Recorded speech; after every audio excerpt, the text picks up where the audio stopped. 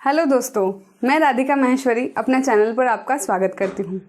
दोस्तों, अक्सर आपने लोगों को देखा होगा कि वे अपना इन्वेस्टमेंट डिसीजन लेने से पहले ये देखते हैं कि उनके दोस्त, रिश्तेदार, उनके सहकर्मी कहाँ और कैसे इन्वेस्ट कर रहे हैं। फिर वे भी सेम तरीके से वहीं इन्वेस्ट कर देते हैं। लेकिन मेरे माने तो ये तरीका मुझे सही नहीं लगता है, क्योंकि ये तो आपके मेहनत की कमाई है, आपके खून पसीने की कमाई है। तो आपको पता होना चाहिए कि आपके पास इन्वेस्टमेंट करने के लिए क्या क्या ऑप्शंस अवेलेबल है। आप उनको एनालाइज करें, उसके बाद डिसाइड करें कि आपके लिए क्या सही है। आप इस वीडियो को एंड तक ज़रूर देखें। आज इस वीडियो के ज़रिए मैं आपसे इसी विषय पर कुछ बात करूँगी। तो आइए स्टार्ट करते हैं हम इस वीडियो को। दोस्तों, सेक्शन 80C बहुत अच्छा सेक्शन है। क्यों? क्योंकि ये आपकी टैक्सेबल इनकम यानी वो इनकम जिस पर आपको टैक्स पे करना होता है, इसे वो सीधे सीधे 1.5 लाख से घटा देता है। यानी 1.5 लाख तक की वो इनकम आपकी इनकम मानी ही नहीं जाएगी और इस पर आपको कोई टैक्स नहीं लगेगा। टैक्सेबल इनकम को 1.5 लाख से कम करने के लिए आपको कुछ इन्वेस्टमेंट और सेविंग स्कीम्स लेनी होती है, जो कि सेक्शन 80C में लिस्टेड होती है और जिससे आपको टैक्स बेनिफिट भी मिलता है। सेक्शन 80C का बेनिफिट इंडिविजुअल टैक्स पेयर और HUF हिंदू अनडिवाइडेड फैमिली को मिलता है। तो आइए अब हम जानते हैं कि वो कौन सी इन्वेस्टमेंट और सेविंग स्कीम्स हैं जिनसे हम ये टैक्स बेनिफिट ले सकते हैं। Public provident fund PPF, employ provident fund EPF, national saving certificate NSC, Sukanya Samriddhi Yojana SSY, 5 years tax saving fixed deposits, senior citizen saving scheme SCSS, equity linked saving scheme ELSS, national pension system NPS, life insurance premium, unit linked insurance plans ULIPs, infrastructure bonds, home loan principal amount repayment, children's tuition fees। आइए हम इन सब पर बात करते हैं। सबसे पहले हम बात करते हैं PPF यानी पब्लिक प्रोविडेंट फंड की। PPF का लॉक इन पीरियड होता है 15 साल। इसका मतलब आपको इसे कम से कम 15 साल तक होल्ड करना होगा।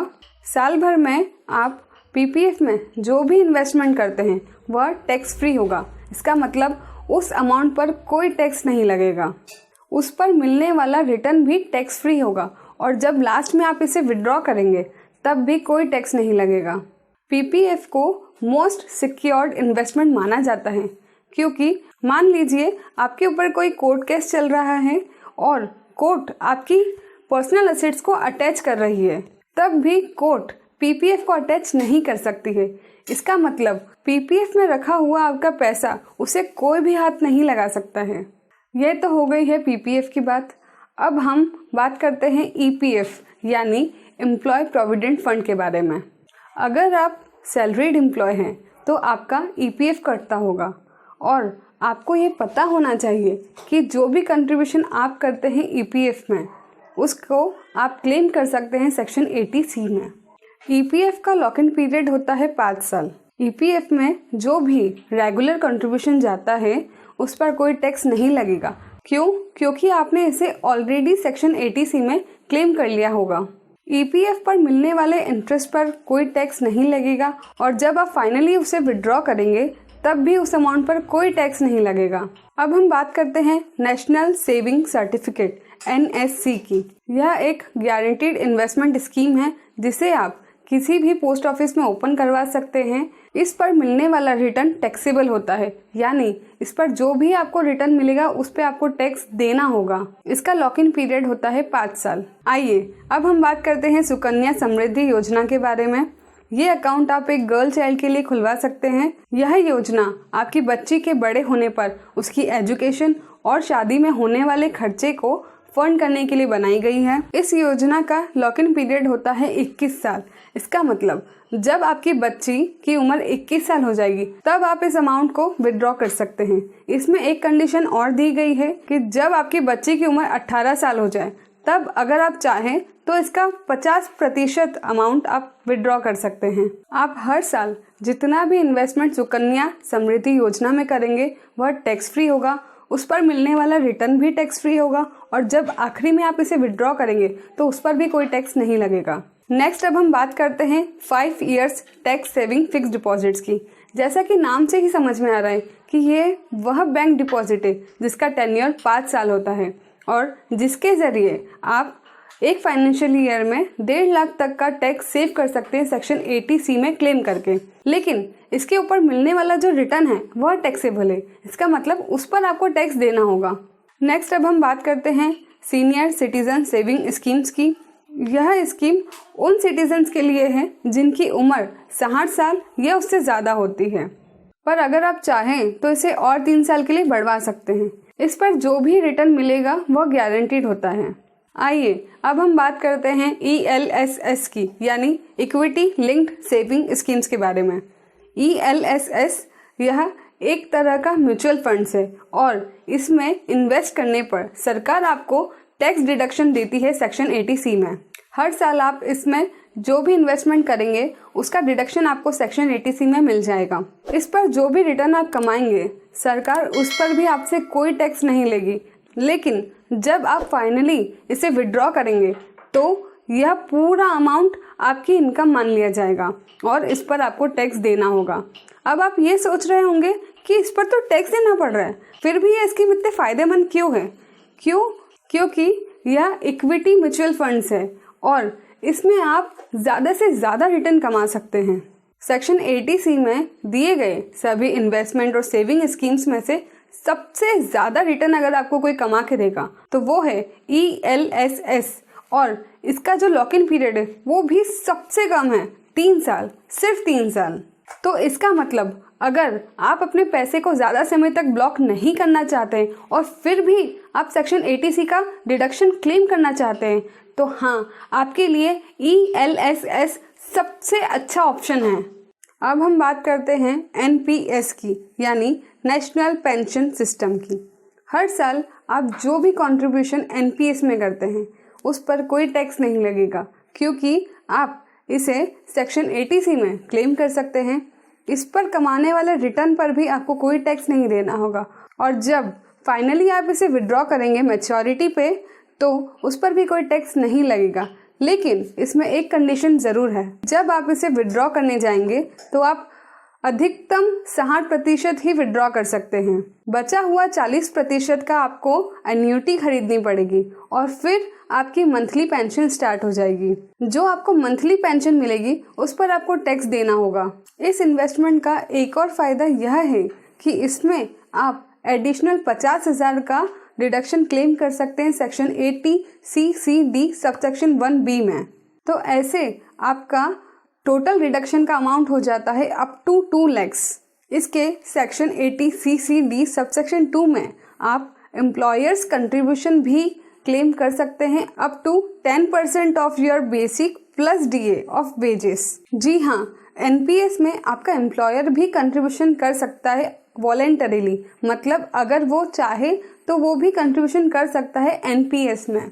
NPS के बारे में आपको काफ़ी सारी चीज़ें पता होनी चाहिए, जैसे इसका लॉक इन पीरियड होता है 60 इयर्स। इसका मतलब जब तक आपकी उम्र 60 साल की नहीं हो जाती है तब तक आप विड्रॉवल नहीं कर सकते हैं। बट हाँ, पार्शियल विड्रॉवल अलाउड है, लेकिन इससे स्कीम का पर्पस ही डिफीट हो जाएगा अगर इतनी आसानी से विड्रॉ करने दिया तो। NPS सरकार के द्वारा लाई गई रिटायरमेंट प्लानिंग स्कीम है, मतलब इस पर मिलने वाला रिटर्न बहुत ही सिक्योर्ड होता है और कम से कम रिस्क होती है इसमें। और यहाँ आप चाहे तो आपका इन्वेस्टमेंट इक्विटी में भी करवा सकते हैं। अब हम बात करते हैं लाइफ इंश्योरेंस प्रीमियम की। लाइफ इंश्योरेंस पॉलिसी का जो भी प्रीमियम आप 1 साल में पे करते हैं तो उसे आप सेक्शन 80C में क्लेम कर सकते हैं, पर उसकी एक शर्त है कि आपकी जो प्रीमियम की अमाउंट है वह आपके टोटल सम अश्योर्ड के 10% या उससे कम होनी चाहिए। यह term insurance policy, endowment plans और यूलिप्स में भी एप्लीकेबल होता है। अब हम जानते हैं home loan principal amount repayment के बारे में। अगर आपने कोई होम लोन ले रखा है तो साल भर में आप जितना भी प्रिंसिपल अमाउंट का रिपेमेंट करते हैं वह आप सेक्शन 80C में क्लेम कर सकते हैं। मान लीजिए किसी साल आपने घर खरीदा है तो उस पर आपने जो भी स्टैम्प ड्यूटी और रजिस्ट्रेशन चार्जेस का पेमेंट किया है तो वह भी आप सेक्शन 80C में क्लेम कर सकते हैं। अब हम बात करते हैं चिल्ड्रन ट्यूशन फीस के बारे में। ये सभी पर अप्लाई हो सकता है। इस स्कीम को लेने के लिए आपके 1 या 2 बच्चे होने चाहिए जो कि स्कूल, कॉलेज या यूनिवर्सिटी से कोई भी फुल टाइम कोर्स कर रहे हों। तो स्कूल, कॉलेज और यूनिवर्सिटी में जो आप ट्यूशन फ़ी का पेमेंट करते हैं उसका आप सेक्शन 80C में डिडक्शन क्लेम कर सकते हैं। ट्यूशन फ़ी से मेरा मतलब है, जैसे आपने फ़ी बुकलेट देखी होगी, वहाँ पर कई सारे कंपोनेंट्स दिए होते हैं जो लास्ट में एक फाइनल अमाउंट दी होती है जिसका आप पेमेंट करते हैं। मैं उसकी बात नहीं कर रही हूँ। इन सभी कंपोनेंट्स में से एक ट्यूशन फ़ी का कंपोनेंट होता है जो आप पे करते हैं। तो सिर्फ उस ट्यूशन फ़ी के कंपोनेंट का जो हिस्सा है, सिर्फ उसी का आप डिडक्शन क्लेम कर सकते हैं सेक्शन 80C में। यह मैक्सिमम 2 बच्चों के लिए अलाउड होता है। इस स्कीम का फ़ायदा डिवोर्स पेरेंट्स भी ले सकते हैं और अगर आपका बच्चा अडॉप्टेड है तो आप भी ये स्कीम का बेनिफिट ले सकते हैं। कोई रेस्ट्रिक्शन नहीं है, बस कुछ बातों का ध्यान रखना होगा। जैसा मैंने आपको बोला ट्यूशन फीस, तो ट्यूशन फीस का मतलब है जो स्कूल, कॉलेज और यूनिवर्सिटी में आप पे कर रहे हैं। किसी ट्यूशन टीचर या किसी कोचिंग सेंटर में जो आप ट्यूशन फीस का पेमेंट करते हैं उसका डिडक्शन नहीं मिलेगा। और इसमें एक और कंडीशन ये दी गई है कि जो एजुकेशनल इंस्टीट्यूशन है वो इंडिया में होना चाहिए। अगर आपने अपने बच्चे को विदेश पढ़ने के लिए भेजा है तो आप इसका डिडक्शन नहीं ले सकते हैं। लेकिन फॉरेन के नाम से इंस्टीट्यूट इंडिया में है और आपका बच्चा इंडिया से ही पढ़ाई कर रहा है तो आप ये डिडक्शन क्लेम कर सकते हैं। तो दोस्तों, ये सब हमने वह इन्वेस्टमेंट और सेविंग स्कीम्स देखी जिसमें हमें टैक्स रिडक्शन अवेलेबल है सेक्शन 80C में। अब आप खुद डिसाइड करें कि कौन सी स्कीम आपकी ज़रूरत को पूरा करती है। आपको यह भी पता होना चाहिए कि सेक्शन 80C में डिडक्शन क्लेम करने के लिए आपको इन सभी इन्वेस्टमेंट और सेविंग स्कीम्स जो आपने ले रखी है उनका प्रूफ भी देना होता है। जैसा कि मैंने शुरुआत में बताया था और मेरा खुद का भी यह मानना है कि अगर आपको टैक्स बचाना है तो आपको प्रॉपर प्लानिंग करनी होगी। अगर आपको टैक्स सेविंग करनी है तो आपको यह मेंटलिटी नहीं रखनी चाहिए कि क्योंकि मेरे पिताजी ने किसी इंस्ट्रूमेंट में इन्वेस्ट किया या मेरे किसी दोस्त ने कोई इन्वेस्टमेंट लिया है तो मैं भी वही करूं।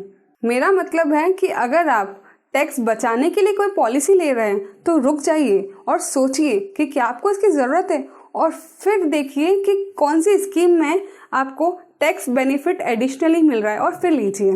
दोस्तों, आशा करती हूँ कि मेरे द्वारा दी गई जानकारी आपको पसंद आई है। अगर आपकी कोई भी क्वेरी रहती है तो आप कमेंट सेक्शन में पूछ सकते हैं। ऐसे ही यूज़फुल इन्फॉर्मेशंस और वीडियोस के लिए आप मेरे चैनल को सब्सक्राइब करें और बेल आइकन ज़रूर दबाएं। Thank you.